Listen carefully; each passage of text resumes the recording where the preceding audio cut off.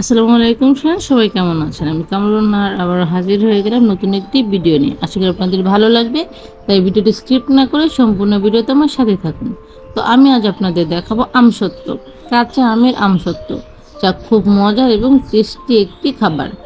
তাই আম ফুরিয়ে যাওয়ার আগে আমরা এভাবে বাসায় ট্রাই করতে পারি।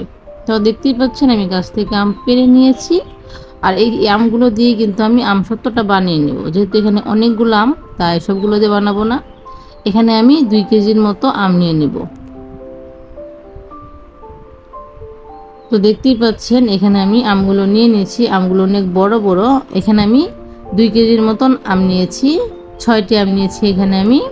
আর এই আমগুলো দিয়ে কিন্তু আমসত্ত্বটা আমি বানিয়ে নেব। তো প্রথমে আমি আমগুলো সুন্দর করে ছিলে ছোট ছোট করে কেটে নেব।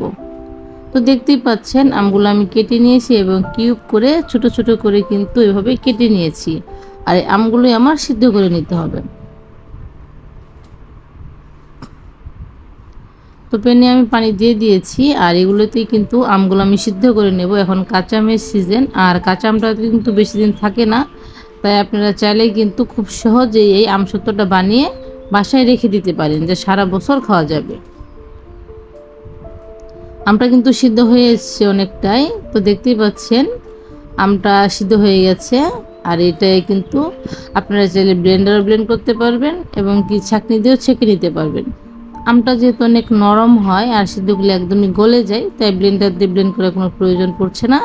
ছাঁকনি দিয়ে ছেঁকে নিলেই কিন্তু খুব সুন্দরভাবে কিন্তু আমের যে কাঁচা আমের যে পিউরিটা তা কিন্তু আমরা পেয়ে যাব।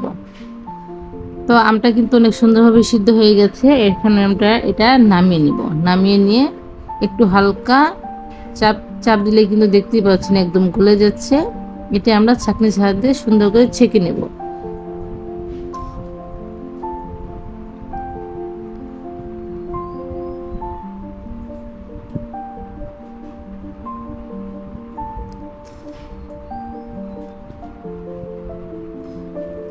তো ছাঁকনিতে আমটা আমরা সুন্দর করে আমের যে পিউরিটা হয়েছে সিদ্ধ করার পর এটা কিন্তু খুব সুন্দর করে আমরা ছেঁকে নেব, যাতে আপনার ভিতরে যে একটা হাঁস থাকে আমের, ওগুলো যেন না থাকে।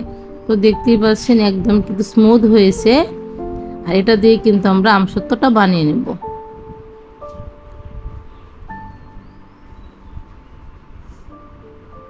তো আমি চুলায় আবারও প্যান বসিয়ে দিয়েছি, আর তাতে যে আমের যে পিউরিটা আমার হয়েছে, যেটা আমি ছেঁকে নিয়েছিলাম, তাতে আমি দিয়ে দিলাম। আর এখানে আমি চিনিটা নিয়েছি হাফ কেজির একটু বেশি। বেশি আমি চিনি নিচ্ছি না, কারণ এতটা মিষ্টি আমার পছন্দ না, একটু টক টক করবো। সেই জন্য এখানে আমি হাফ কেজির একটু বেশি চিনি নিয়েছি। আপনারা চাইলে কম বেশি করতে পারেন।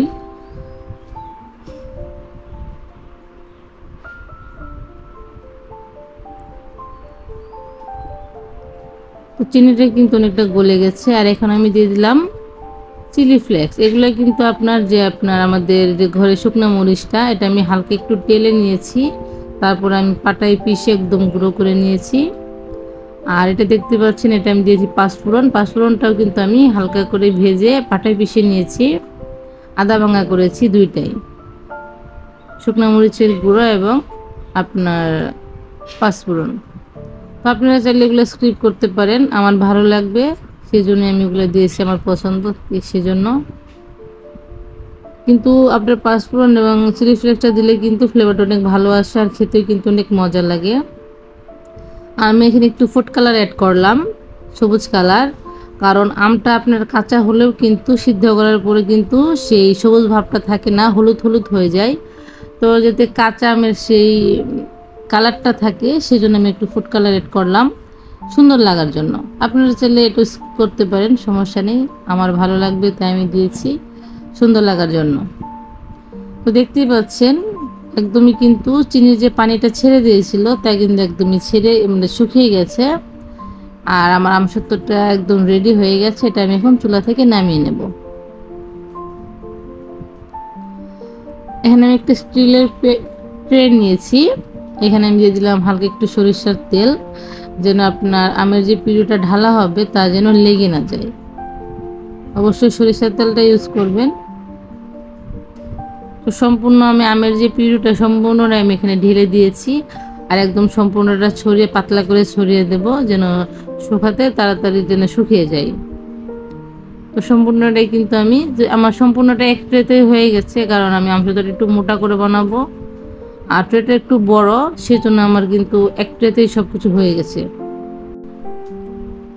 দেখতেই পাচ্ছেন একদিনের রোদে কিন্তু অনেকটা শুকিয়ে এসছে, আর স্টিলের ট্রে ছিল, গরম অনেকটা বেশি লেগেছে তাপটা, তাই তাড়াতাড়ি হয়ে গেছে। আর দুদিনের রোদে তো অনেকটাই সুন্দরভাবে হয়ে গেছে। এখন সকাল সকাল বিকাল হতে হতে আরও শুকিয়ে যাবে। তো আমার আমসত্ত্বটা অনেক সুন্দরভাবে হয়ে গেছে।